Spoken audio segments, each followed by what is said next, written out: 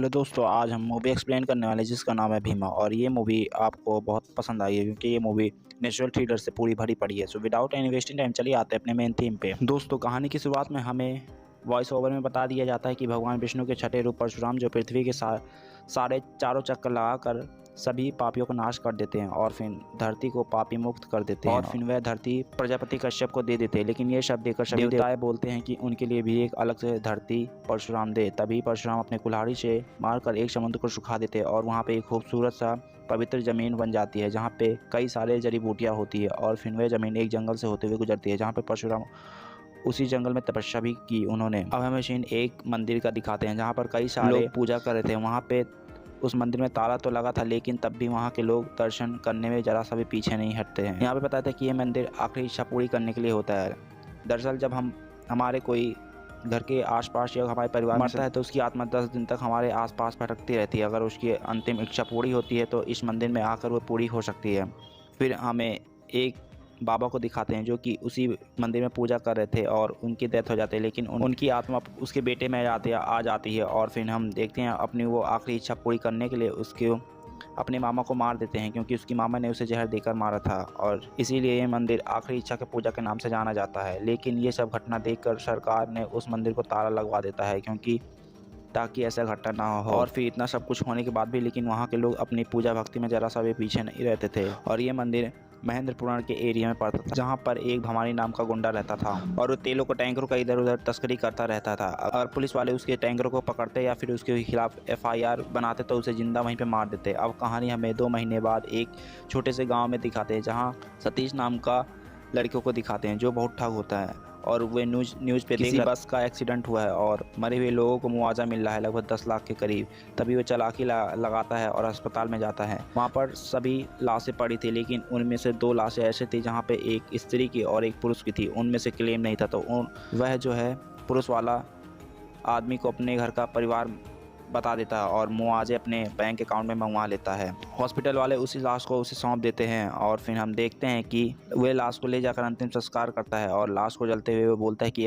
आज तेरी वजह से मुझे बहुत फ़ायदा हुआ, अगर तू जिंदा होता तो मैं तेरे लिए कुछ ना कुछ ज़रूर गिफ्ट करता। ऐसा बोलते ही तभी सतीश को लाश में कुछ ऐसा दिखता है जिसकी उसकी आंखें चकाचक हो जाती है। और ये आंखें चकाचक कैसे होती है ये हमें आगे दिखाया जाएगा। और फिर कहानी में हमें फिर से महेंद्रनाथपुरम गांव में दिखाते हैं जहां पर एक भीम नाम का अफसर आता है और भवानी के गुंडों को खूब मारता है और भवानी से कहता है कि मुझे तेरे बारे में पहले से ही पता चल गया था, इसलिए मैंने अपने कमिश्नर ऑफिसर से खास कर रिक्वेस्ट करके तेरे एरिया में ट्रांसफ़र करवाया हूँ। और फिर ये भी कहता है कि मैं तुम्हें कुछ महीने को अंदर देता हूँ, तो अपने काले धंधे बंद कर दे और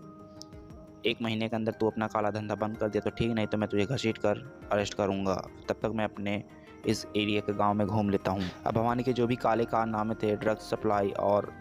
स्मगलिंग जो भी काम था वो सब धीरे धीरे बंद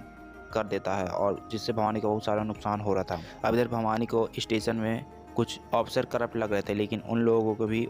उल्टा उल्लू बनाकर सीधा कर देता है और कहता है कि अगर कोई भी पब्लिक का कंप्लेन नहीं लिखेगा तो मैं उसी की जेब के पैसे से कंप्लेन का पैसे भी लूँगा और जनता के पैसे से उसे वापस भी करवा दूँगा। तभी वहाँ पे एक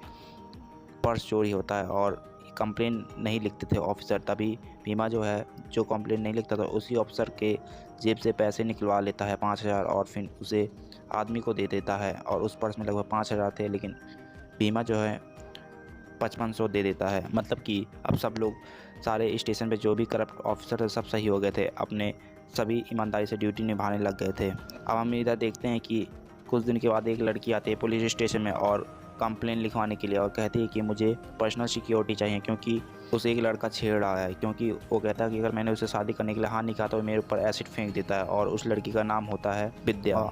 अगर मैंने उसे शादी करने के लिए हाँ नहीं बोलूँगी तो मेरे ऊपर एसिड फेंक देगा। अब इधर देखते हैं भीमा उस लड़की को देखते ही पूरी तरह उसके प्यार में पागल हो गया था और उसे इम्प्रेस करने में लग गया था। इसलिए भीमा जो है किसी को ना भेजकर सीधा अपना पर्सनली सिक्योरिटी लग जाता है। लेकिन विद्या जो है एक दोबारा फ़ोन कहती है देखिए मेरे पास दोबारा वो एसिड फेंकने की धमकी देते हैं। तभी भीमा कहता है टेंशन मत लो, मैं अपनी पूरी गैंग के साथ जा रहा हूँ, उसे पकड़ के लाता हूँ। और हम देखते हैं कि उस लड़के को पकड़ लेते हैं और वो लड़का कोई छोटा मोटा एक गली का लड़का था इसलिए उसे छोड़ देते हैं। लेकिन उसी के मोबाइल के मैसेज के जरिए विद्या को मैसेज करता है कि आज मैंने तुम्हारे कॉलेज में आकर तुम्हें सबके सामने जलील करूँगा और एसिड भी फेंकूँगा। हालांकि ये जोक था भीमा जो कर रहा था, लेकिन अब मैसेज पहुंचते ही विद्या भी जो है सीधा फ़ोन लगाती है भीमा के पास, कहती है कि देखो ये सब ऐसा वो लड़का बोल रहा है। तभी वो लड़का, भीमा यही चाहता था कि मैं उसके कमरे में जा विद्या के, और फिर हम देखते हैं कि ऐसा भीमा चला भी जाता है, लेकिन उसके कुछ सही आचरण देखकर विद्या जो है खुश हो जाती है, क्योंकि उसे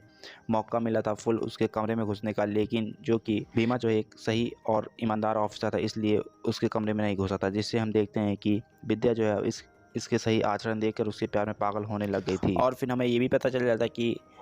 विद्या जो है एक जड़ी बूटियों में भी काम कर रही है, जो कि कई सारे जड़ी बूटियाँ उसकी महत्वपूर्ण है, जो कि जिनके दवाई डॉक्टर के इलाज भी नहीं कर पाते, उसकी कुछ जड़ी बूटियाँ जो हैं वैसे ही चुटकियों में ठीक हो जाते हैं। अब इधर हम देखते हैं भवानी के जो भी काले कारनामे थे ज़्यादातर तो भीमा ने बंद ही कर, लेकिन भीमा जो है उसके पेट्रोल टैंकियों के ऊपर, उसके ट्रकों के ऊपर नज़र रहता था, और वो चाहता था कि भवानी और उसके बेटे दोनों सबूतों के साथ अरेस्ट करना चाहता था, लेकिन उसके पास अभी तक सबूत नहीं था। और फिर हम देखते हैं कि एक दिन भवानी के कुछ टैंकर एक्सीडेंट होते हैं रास्ते में, और वहाँ पुलिस आ जाती है, और भीमा भी अपनी फ़ोर्स लेकर वहाँ पे पहुँच जाता है, लेकिन हम देखते हैं उसी टैंकरों में से कुछ अनाथ बच्चे भी निकल लेते हैं, यानी कि जब एक्सीडेंट हुआ तो कुछ अनाथ बच्चे भी निकल लेते हैं। और फिर भीमा को पूरी कहानी पता चल जाती है कि हाँ, इस टैंकरों में कोई तेल डीजल या नहीं बल्कि बच्चों की तस्करी होती है। तभी भीमा जो है उसे गुंडों को मारता भी है, लेकिन भवानी के गुंडे के साथ वहाँ टांडो नाम का एक गुंडा था, उसके भी कुछ गुंडे थे, और भवानी को भीमा को चुन चुन कर भी मारना चाहते थे, लेकिन भीमा जो है बहुत कराटेदार फाइटर उन लोगों से करता है, और उन लोगों से अच्छा फाइट करता है ज़बरदस्त। और फिर हम देखते हैं भीमा के मन में अब यही चाल थी कि किसी तरह इन बच्चों को जंगल से बाहर निकाला जाए, क्योंकि वहाँ उन लोगों के लिए सेफ़ नहीं था, इसलिए वो एम्बुलेंस बुलाता है, लेकिन एम्बुलेंस वाला जो ड्राइवर था वो पी के टुल्ल था, और एम्बुलेंस का एक पहिया भी नीचे दबा हुआ था। तभी हम देखते हैं कि भीमा जो है उन गुंडों से लड़ता भी है, और एम्बुलेंस का एक पहिया भी निकाल देता है, और एम्बुलेंस में बच्चों को बैठाकर जंगल के बाहर तो भेज देता है, लेकिन अब भवानी के गुंडे और टांडो के गुंडे उसे घेर कर खूब मारते हैं, और अंत में उसके शरीर में एक सुई इंजेक्ट करते हैं, जिससे कि वो उसके शरीर में जहर फैल जाता है, और वो वहीं पे बेहोश हो जाता है। और टांडो के गुंडे और भवानी के गुंडे जो हैं उसे समुद्र में फेंक देते हैं। और हम इसके बाद हम दूसरे सीन में देखते हैं जहाँ पे भीमा का एक दूसरा भाई भी है, उसके सेम जैसा जुड़वा, जिसका नाम होता है रामा, और वो बहुत सीधा साधा भोला होता है, लेकिन उसका अभी तक सबसे डर पुलिस वालों था, क्योंकि बचपन में दोनों भाइयों की शक्ल सेम होने के कारण अगर गलती भीमा करता तो उसकी सज़ा राम भुगतता था, इसलिए पुलिस वाले दोनों की शक्ल सेम होने के कारण पुलिस वाले हमेशा रामा को ही पकड़ते थे। अब इधर हम देखते हैं कि भीमा जो है समुद्र के बाहर आ गया होता है, क्योंकि पानी में उसका शरीर हो जाने के कारण उसके शरीर से जहर बाहर निकल गया था, और उसे सारा सब कुछ होश आ गया था जो उसके साथ हुआ उस रात। तभी वो चाहता था कि अब किसी तरह भवानी को खात्मा किया जाए, लेकिन उसके पास अभी तक कोई सबूत नहीं था, इसलिए वो सीधा भवानी को धमकी देता है कि मैं छुट्टियों से वापस आ चुका हूँ और तू अपनी उल्टी गिनती शुरू कर ले, और जिस दिन मुझे तेरे खिलाफ सबूत मिला मैं तुझे कुत्ते की तरह घसीट कर अपने साथ पुलिस स्टेशन ले जाऊंगा। अब इधर हम देखते हैं दूसरे सीन में जहाँ पे रामा की एक गर्लफ्रेंड थी जिसका नाम था परी, और वो उसे रामा के साथ प्यार करना चाहती थी और उससे शादी भी करती थी, लेकिन रामा जो है बहुत भोला था, इसलिए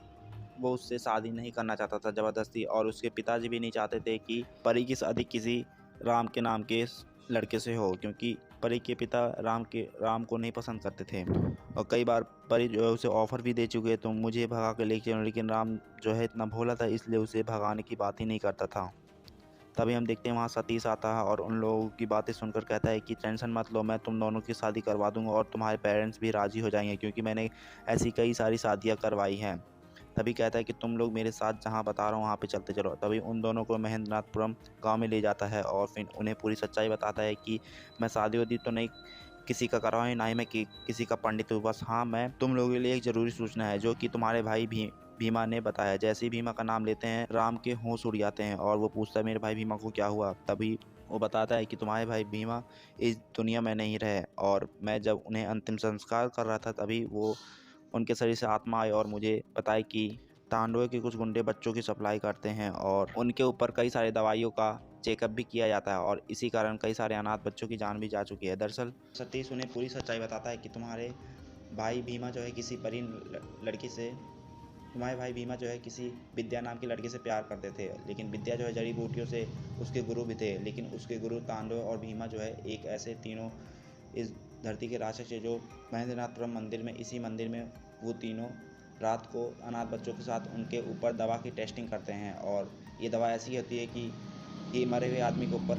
कैसे ज़िंदा किया जाए। और इसमें इस चक्कर में कई सारे अनाथ बच्चों की भी जान जा चुकी है और बताता है कि हमारे भाई इन्हीं बच्चों के चक्कर में उन दोनों ने अपनी जान खो दी।